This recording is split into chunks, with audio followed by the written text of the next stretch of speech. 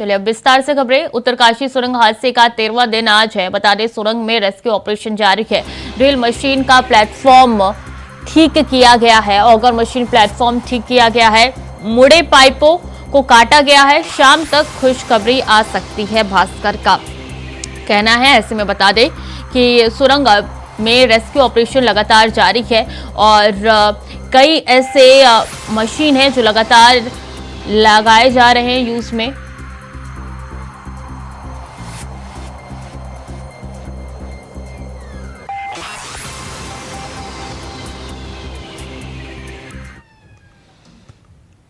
और उत्तरकाशी में rescue operation जारी है, जिसको लेकर एसडीआरएफ के कमांडेंट मणिकांत मिश्रा से खास बातचीत की है हमारे संवाददाता अभय कैंथुरा ने। अभी तक रेस्क्यू अभियान जारी है, लेकिन अब उम्मीद की लगी है कि अंतिम पड़ाव पर वो रेस्क्यू अभियान सफल होगा। हमारे साथ बातचीत करने के लिए एसडीआरएफ के कमांडेंट मिश्रा जी उनसे बातचीत करेंगे। सर, अभी तक के जो हालात हैं, कब तक ये कह सकते हैं कि रेस्क्यू अभियान सफल होगा? हमारा प्रयास है कि जल्द से जल्द मजदूर भाइयों को वहां से निकाला जाए, जिसके लिए इंजीनियर्स की और टेक्निकल की टीम लगी हुई है और उम्मीद है कि जल्द से जल्द हम उन्हें बाहर ले आएंगे।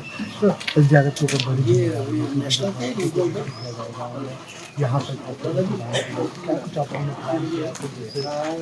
मजदूर बाहर आने के बाद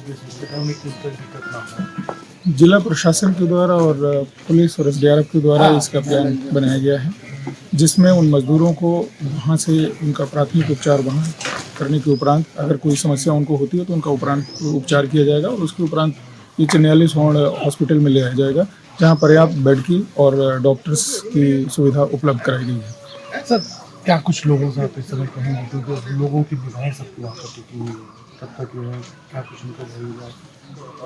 हमारा ये लक्ष्य है कि उनको जल्द से जल्द हम बाहर निकालेंगे और हमारे इंजीनियर्स, हमारे जो टेक्नीशियंस वहाँ लगे हुए हैं, उन पर हमारा पूरा विश्वास है कि वो जल्दी से रास्ता बना देंगे, जिसकी द्वारा एसडीआरएफ उन मजदूरों को बाहर निकालेगी।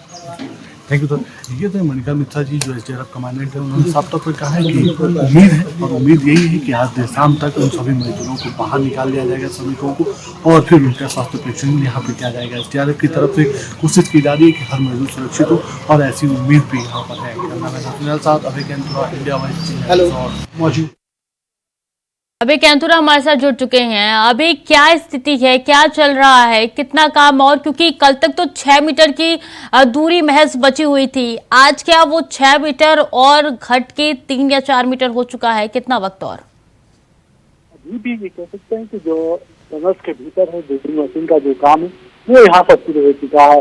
दूरी कितनी बची है ये कहना भी जल्दबाजी होगा, लेकिन जो राजस्थान की जो रिपोर्ट है, इस रिपोर्ट में कह सकते हैं कि लास्ट सेकंड पाइप को जब अंदर भेजा जाना था ड्रिल करके, तो उसमें 1.8 मीटर तक भी कुछ एक हादल वहाँ पर आ गया था, जिसकी वजह से काम को रोकना पड़ा था। देर रात तक उस हादल को हटाने का काम वहाँ पर किया गया था। उसके बाद पुनः जब ड्रिलिंग शुरू हुई थी, तो उसके बाद तो जो मशीन है, ऑगर मशीन की जो फाउंडेशन थी, उस पर कुछ दिक्कतें वहाँ पर आई थी और मशीन की जो फाउंडेशन थी वो हिल गई थी। उसको फिर से ठीक करने में समय वहाँ पर लगा। आज सुबह तक इस मशीन के इस फाउंडेशन को ठीक करने का काम वहाँ पर किया जा रहा था और अब जाकर टनल्स के भीतर जो ऑर्गन मशीन की है उसकी ड्रिलिंग शुरू हो पाई है। इसके अलावा जो जीपीएस जो लगाया गया था, इसके माध्यम से ये तकनीक के माध्यम से साफ स्पष्ट हो चुका है कि अगले 5 मीटर तक किसी प्रकार की कोई बाधा इस ड्रिल मशीन के सामने नहीं आएगी, ऑर्गन मशीन के सामने नहीं आएगी। ऐसे में समझा जा सकता है कि अगले 1 से 1.5 घंटे के भीतर बड़ी सफलता यहाँ पर मिल सकती है और जो सेकंड लास्ट पाइप अंदर डाला जाना था मलबे के अंदर, वो वहाँ पर आसानी से भेजा जा सकता है। इसके अलावा फिर उसके बाद अंत में ये कह सकते हैं कि जो सबसे आखिरी बाधा है वो आखिरी पाइप के रूप में रहेगी और उसको भी पार करने का प्रयास यहाँ पर किया जाएगा। जो विशेषज्ञों की टीम यहाँ पर टनल्स के भीतर है, उनका सबका यही मानना है कि आज दोपहर बाद तक जो खुशखबरी है वो यहाँ पर मिलनी शुरू हो जाएगी। देर शाम तक उन सभी टनल और फंसे श्रमिकों को बाहर निकालने का काम यहाँ पर किया जाएगा। तो ऐसे में समझा जा सकता है कि जिस रफ्तार से अभी रेस्क्यू का काम यहाँ पर चल रहा है, उसमें आज दोपहर बाद कुछ बड़ी राहत की खबरें मिलनी शुरू हो जाएंगी, जिसका इंतजार उत्तराखंड सहित पूरे देश की जनता यहाँ पर कर रही है, क्योंकि 13 दिन का वक्त यहाँ पर रुका है। ऐसे में समझा जा सकता है कि लगातार जो बढ़ता समय है वो प्रशासन के लिए भी चुनौती वाला हो सकता है, राज्य सरकार के लिए चुनौती वाला है। जो टनल्स के भीतर जो श्रमिक फंसे हैं उनके लिए भी चुनौतीपूर्ण हो सकता है। इसलिए अब सब चीजों को देखते हुए, विशेषज्ञों की राय को देखते हुए ये कह सकते हैं कि जो ऑक्सीजन मशीन की ड्रिलिंग है वो यहाँ पर शुरू हुई है। इसके अलावा दिल्ली से 7 सदस्यों की टीम यहाँ पर पहुंची है। यानी अगर ड्रिलिंग के दौरान कोई बाधा मलबे के भीतर आती है तो उस बाधा को किस प्रकार से पार किया जा सकता है, उसे दूर कैसे किया जा सकता है, उसके लिए विशेषज्ञों की 7 सदस्यों की टीम दिल्ली से यहाँ सिलकारा टनल में पहुंच चुकी है। तो ऐसे में समझा जा सकता है कि अंतिम जो पड़ाव का जो काम है, रेस्क्यू अभियान जो अंतिम पड़ाव पर है, उसमें किसी प्रकार की कोई बाधा ना आए, इसको दूर करने का काम इस समय यहाँ पर विशेषज्ञों तौर पर किया जा रहा है। जी अपडेट क्या है कि अंदर सभी मजदूर सुरक्षित है, सबकी हालत कैसी है अभी? बिल्कुल, अभी तक ये कह सकते हैं कि जो अपडेट आया है, 40 मजदूर अंदर टनल के बीच में फंसे हैं, सभी की हालत सुरक्षित है, सभी यहाँ पर सुरक्षित है, सभी के स्वास्थ्य में किसी प्रकार की कोई गिरावट यहाँ पर देखने को नहीं मिल रही है। जो बातचीत ये कह सकते हैं कि संचार माध्यम से जिनके साथ बातचीत यहाँ पर हो रही है, इनसे लगातार कम्युनिकेशन बनाने का काम यहाँ पर किया जा रहा है। उसमें बाकायदा टनल के भीतर जो नेटवर्क संचार का जो नेटवर्क था उसको वहाँ पर मजबूत किया गया, भारत की तरफ से बनाने का काम यहाँ पर किया गया और लगातार तरीके से बातचीत यहाँ पर की जा रही है। अगर किसी चीज की आवश्यकता उनको वहाँ टनल के भीतर में नजर आती है तो उसको नीचे का काम यहाँ पर किया जाता है। ऐसे में उनके चाहे वो खाने की सप्लाई हो या पानी की जो सप्लाई हो, उसकी निर्बाध रूप से यहाँ पर जारी रखा गया है। ऐसे में अभी उम्मीद ये है कि आज दोपहर बाद तक बड़ी राहत की खबरें यहाँ पर दिल्ली से मिल जाएगी। उम्मीद है कि 2 से 3 बजे के आसपास तक दिल्ली का जो काम है उसको यहाँ पर पूरा कर लिया जाएगा। उसके बाद रेस्क्यू अभियान के जो अंतिम छोर का जो काम होता है, यानी टनल के भीतर से श्रमिकों को निकालने का, वो भी यहाँ पर शुरू कर दिया जाएगा। तो देर शाम तक उम्मीद की जा रही है जो दावा अभी तक नहीं कर किया जाता है। आपके अधिकारी अंकित शिंदे का बयान भी टनल के भीतर जो विशेषज्ञ उनकी कभी जो बातचीत की गई है, इसमें देर शाम तक सभी श्रमिकों को निकालने की बात यहाँ पर कही गई है। तो अब ये कह सकते हैं कि जो ड्रिलिंग का काम अब जाके शुरू हुआ, उसके रिजल्ट आज दोपहर बाद तक मिलने शुरू हो जाएंगे और किसी प्रकार के ज्यादा सामने नहीं आते तो आज ये समझा जा सकता है कि जो रेस्क्यू अभियान पिछले 12 दिनों से लगातार जो चल रहा था उसके सफल परिणाम आज यहाँ पर देखने को मिलेंगे। जी ठीक है भैया, आप नजर बनाए रखिए, पल पल की अपडेट आपसे लेते रहेंगे। तब तक के लिए बहुत बहुत धन्यवाद आपका तमाम जानकारियों के लिए। और उत्तरकाशी के सिलकारा टनल हादसे में 13 दिन बीत जाने के बाद उम्मीद की किरण अभी टूटी नहीं है। बता दें कि सिलक्यार के समीप ही अब इस रेस्क्यू अभियान की मॉनिटरिंग करने के लिए खुद मुख्यमंत्री पुष्कर सिंह धामी ने डेरा जमा लिया है। सीएम धामी यहीं से ही रेस्क्यू कार्यों का अपडेट ले रहे हैं और दिशा निर्देश दे रहे हैं। सीएम धामी के इस अस्थायी कैंप को लेकर डीजी सूचना बंधीधर तिवारी से बातचीत की हमारे संवाददाता अभय कैंतुरा ने। उत्तरकाशी के सिलकारा टनल हादसे पर रेस्क्यू अभियान लगातार जारी है। श्रमिकों को बचाने के लिए मुख्यमंत्री पुष्कर सिंह धामी पिछले 2 दिन से मातृ बनेंगे और यहाँ पर मुख्यमंत्री की तरफ से अस्थायी केंद्र बनाते हैं बातचीत करने के लिए। डीजी सूचना बंधीधर तिवारी जी उनसे बातचीत करते हैं। सर, मुख्यमंत्री जी यहाँ पर आते हैं, लगातार बातचीत कर रहे हैं, लोगों को धैर्य रखने के लिए बिल्कुल पहले की यात्रा लगातार आ रहे हैं। जैसा आप सभी जानते हैं, माननीय प्रधानमंत्री जी द्वारा भी प्रतिदिन उनसे बात करके और जो हालचाल है और कुशल क्षेम जानी जाती है, प्रगति व्याख्या के बारे में जाना जाता है। तो माननीय मुख्यमंत्री जी कल से ही कैंप किए हुए हैं और ITBP जो हमारा मातृ ITBP का गेस्ट हाउस वहाँ पर सिविल कार्यालय खोला हुआ है और जो सारी कार्यों का निपटान वहाँ से कर रहे हैं। कल उन्होंने जो हमारा बचाव कार्य चल रहा है उसका निरीक्षण भी किया था।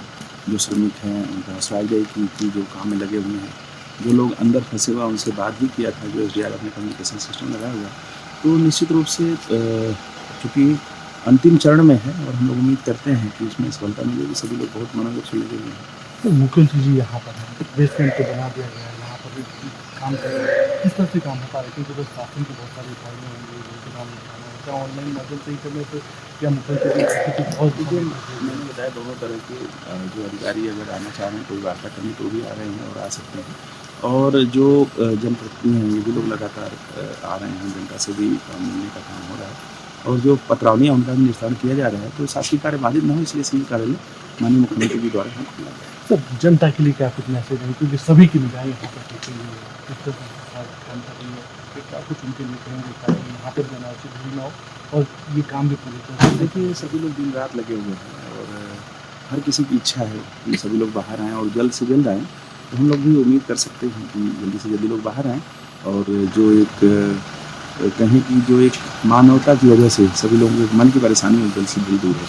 बिल्कुल, ये तो मुझे तिवारी जी ने साफ तौर पर कहा है कि लगातार सरकार प्रयासरत है और काम भी कर रही है। रेस्क्यू अभियान को अंतिम चरण में करने की भी तैयारी है। साथ ही सरकारी काम भी बाधित न हो, उसके लिए मुख्यमंत्री जी की तरफ से यहाँ पे कैंप खोला गया ताकि काम भी चलता रहे और निर्बाध रूप से ये रेस्क्यू काम भी संपन्न हो सके। कैमरामैन अभय केंद्रा, इंडिया वाइस, सिलक्यारा, उत्तरकाशी। और उत्तरकाशी सुरंग मामले में रेस्क्यू ऑपरेशन जारी है। इस मामले में अभी तक क्या क्या हुआ है आपको हम ग्राफिक के माध्यम से चलिए समझाते हैं कि क्या क्या हुआ है। तो बता दें, कर्मचारियों से संपर्क किया गया, उनको फूड भेजा गया 12 को और 13 नवंबर को उनको फूड सप्लाई फिर से की गई है। और बता दें कि 12 को वो सुरंग के अंदर फंस गए थे। 14 नवंबर पे आते हैं, मलबा गिरने से रेस्क्यू काम में दिक्कत आनी शुरू हो गई थी, इसलिए अभी तक रेस्क्यू अभियान पूरा नहीं हो पाया है। 15 नवंबर की बात करेंगे, मलबा गिरने से रेस्क्यू काम में दिक्कत आई और 16 नवंबर पे नजर डाले तो कर्मचारियों ने घर वालों से बातचीत की थी और ढांढस बंधाया था। और बात अभी करेंगे 17 नवंबर की। बता दें कि 2 मजदूरों की तबीयत बिगड़नी 17 नवंबर को शुरू हो गई थी और उनको दवाई भी पाइप के माध्यम से भेजी गई थी। 18 नवंबर को इंदौर से मंगाई गई थी नई मशीन और उनके जरिए रेस्क्यू ऑपरेशन लगातार अभी भी जारी है। 19 नवंबर को 5 मोर्चे पर 6 एजेंसियों ने रेस्क्यू ऑपरेशन शुरू किया और इसमें और गति आने लगी। 20 नवंबर को 80 मीटर की ऊंचाई से वर्टिकल होल करने की कोशिश की गई और इसी के माध्यम से पाइप इंसर्ट किया जाएगा। 21 नवंबर की बात करें तो टनल में फंसे मजदूरों का पहला वीडियो सामने आया था, जिसके बाद से उनके परिवारजनों ने एक शांति बनाई थी और 45 मीटर तक पाइप पहुंचा था। उसके बाद यानी कि 22 नवंबर की बात कर रहे हैं। 23 नवंबर को टनल में मजदूरों के करीब टीम जो है वो पहुंची और धीरे धीरे करके रेस्क्यू ऑपरेशन लगातार जारी है। एक तरफ उत्तरकाशी के सुरंग में फंसे मजदूरों को निकालने के लिए रेस्क्यू ऑपरेशन जारी है, तो वहीं दूसरी तरफ देश भर में उनकी सुरक्षा बाहर आने के लिए सुरक्षित बाहर आने के लिए दुआओं का दौर जारी है। इसी कड़ी में उज्जैन के महाकाल मंदिर में भी सुबह विशेष आरती की गई और भगवान महाकाल से सभी मजदूरों के सुरक्षित बाहर आने की प्रार्थना की गई।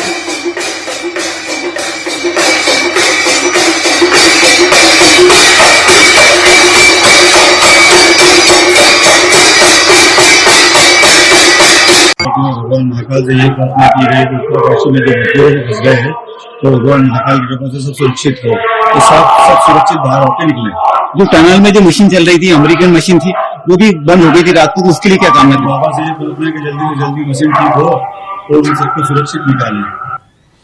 खबर में आगे बढ़ेंगे। प्रयागराज से अहम जानकारी, मुख्तार अंसारी के साली की जमानत पर सुनवाई है। इलाहाबाद हाई कोर्ट में जमानत याचिका पर होगी सुनवाई। मनी लॉन्ड्रिंग मामले में जमानत याचिका पर सुनवाई होगी। अफजल अंसारी की पत्नी की संपत्ति कुर्क के मामले में भी सुनवाई होगी। तो इलाहाबाद हाई कोर्ट में जमानत याचिका पर मुख्तार अंसारी के साले की जमानत याचिका पर सुनवाई होगी और इलाहाबाद हाई कोर्ट में जमानत याचिका पर होगी सुनवाई। मनी लॉन्ड्रिंग का ये पूरा मामला है और इसको लेकर जमानत याचिका पर सुनवाई होने जा रही है। इलाहाबाद हाई कोर्ट में सुनवाई होगी। मनी लॉन्ड्रिंग मामले में जमानत याचिका पर सुनवाई होगी। शोएब रिजवी ज्यादा जानकारी के साथ जुड़ चुके हैं। शोएब, कितनी देर में सुनवाई होगी, क्या कुछ जानकारी है आपके पास? देखिए, 2 अलग अलग मामले हैं और दोनों अलग अलग कोर्ट में इस पूरे मामले में सुनवाई है। पहला जो मामला है वो जो मुख्तार अंसारी, उनका साला है सरजील, जो पिछले दिनों लखनऊ में गिरफ्तार करके उसे जेल में रखा गया है। उससे ईडी ने कई राउंड कई तरीके से पूछताछ की थी। खासतौर से ईडी से जुड़ा मामला था और उसमें उससे अलग अलग राउंड में पूछताछ की गई थी। उसके बाद उसकी गिरफ्तारी हुई थी। फिलहाल उसे लखनऊ जेल में रखा गया है। तो उसकी तरफ से ये याचिका दाखिल की गई है जिसमें उसकी तरफ से गंभीर बीमारी का हवाला दिया गया है। खुद को बताया गया है कि वो गंभीर रूप से बीमार है और इसलिए उसे जमानत चाहिए और इसी वजह से कोर्ट में उसकी तरफ से याचिका दाखिल की गई। फिलहाल कोर्ट में इस मामले में क्या कुछ निर्णय होता है, इसकी सुनवाई कब होती है, ये इसका इंतजार करना पड़ेगा। लेकिन इतना जरूर है कि उसकी तरफ से ये याचिका दाखिल की गई है जमानत के लिए और उसमें जो हवाला दिया गया है वो अपनी गंभीर बीमारी का हवाला दिया गया है और उसी ग्राउंड पर वो कोर्ट में उसने याचिका दाखिल की है, जिस पर कोर्ट सुनवाई करेगी। वही दूसरा मामला जो अफजाल अंसारी हैं, मुख्तार अंसारी के भाई, उनकी पत्नी के नाम से पेट्रोल पंप है जिसकी कुर्क की कार्रवाई हुई थी, इस पर भी सुनवाई होनी है एक अलग कोर्ट में, जहां पर इनकी तरफ से जो अफजाल अंसारी की पत्नी है उनकी तरफ से याचिका दाखिल की गई है, जिस पर फिलहाल कोर्ट को सुनवाई करना है। जो हमारे पास जानकारी है कि आज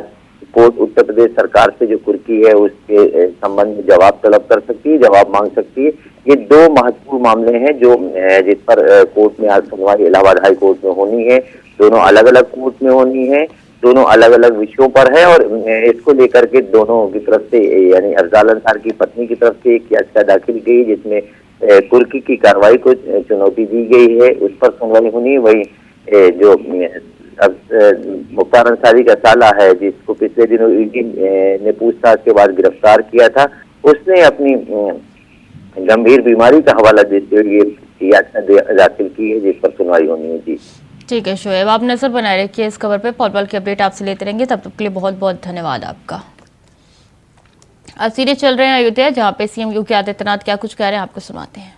केंद्र और राज्य सरकार के द्वारा संचालित हो रहे हैं इन सभी कार्यक्रमों को भी आज यहां पर उसके अपग्रेडेशन की कार्रवाई के साथ हम जोड़ रहे हैं। आंगनबाड़ी केंद्र का अपना स्वयं का भवन हो, एक साथ 3401 आंगनबाड़ी के केंद्रों का आज यहां पे शिलान्यास होने जा रहा है, अभी शिलान्यास हुआ है। साथ ही साथ आंगनबाड़ी केंद्रों हेतु तो आंगनबाड़ी कार्यकर्तियों को पोषण भी, पढ़ाई भी के किट भी उपलब्ध करवाने के साथ ही आंगनबाड़ी केंद्र के लाभार्थियों को पोषण थाली वितरण के कार्यक्रम के साथ भी आज हम यहां पर जुड़े हैं। ये सभी प्रकार के कार्यक्रम प्रदेश के अंदर आदरणीय प्रधानमंत्री जी की मंशा के अनुरूप एक सुपोषित और स्वस्थ बालक एक सशक्त भारत का आधार बनेगा। उस सशक्त और विकसित भारत के लिए उसकी नींव रखने के लिए आज महिला और बाल विकास विभाग, बेसिक शिक्षा विभाग आज एक साथ अयोध्या धाम में पधारा है। इन सभी कार्यक्रमों का शुरुआत प्रदेश के सभी जनपदों में हो रहा है। प्रदेश भर के सभी आंगनबाड़ी कार्यकर्तियों को इस अवसर पर उनका अभिनंदन करते हुए, सभी लाभार्थियों बच्चों के प्रति अपनी शुभकामना देते हुए आज मैं इस अवसर पर दोनों दिनों सभी विभागों को इस कार्य के लिए हृदय से धन्यवाद देता हूं। भाइयों बहनों, हम सब जानते हैं कि प्रदेश में लगभग 1,90,000 आंगनबाड़ी केंद्र संचालित हैं, जिनमें 2 करोड़ से अधिक लाभार्थी इन सभी आंगनबाड़ी केंद्रों में पंजीकृत हैं। इन सभी केंद्रों में जो 6 प्रकार की सेवाएं हैं, अनुपूरक पुष्टाहार है, शाला पूर्व शिक्षा का है, स्वास्थ्य जांच का है, संदर्भन सेवाएं का है, टीकाकरण का है, पोषण एवं स्वास्थ्य शिक्षा, ये सभी कार्यक्रम वहां पर पहले से संचालित हो रही हैं। इन सभी योजनाओं को ध्यान में रख करके ये पहली बार हम लोग प्रदेश में कर रहे हैं कि 3 से 6 वर्ष तक के बच्चों को, जिनमें 80 लाख ऐसे बच्चे हैं जो पंजीकृत किए गए हैं, उन्हें हार्ड कुक मील उपलब्ध कराने के कार्य का यहां पे हम शुभारंभ कर रहे हैं। और ये मेरा सौभाग्य है कि रामलला के अपने धाम में विराजमान होने के पूर्व आज मैंने इन बच्चों को यहां पर इस योजना के साथ जोड़ा है। मुझे अत्यंत आनंद की अनुभूति इस कार्यक्रम के साथ हुई, क्योंकि बच्चे तो भगवान के रूप होते हैं और आप सौभाग्यशाली हैं कि कान्हा को द्वापर युग में यशोदा मैया ने बचपन में उनको पाला होगा, पोसा होगा। आज तो आपको ऐसे सैकड़ों कान्हाओं को उनकी सेवा करने का, उनके पोषण करने का, उनको स्वस्थ रखने का और सशक्त भारत की आधारशिला को मजबूत रखने का सौभाग्य प्राप्त हो रहा है। इसको हम सबको एक अवसर मानना चाहिए और ईश्वर के द्वारा प्रदत्त इस अवसर का हम लोगों को लाभ लेकर के इस कार्यक्रम को सफलता की नई ऊंचाइयों तक पहुंचाने के कार्यक्रम के साथ भी जोड़ना चाहिए।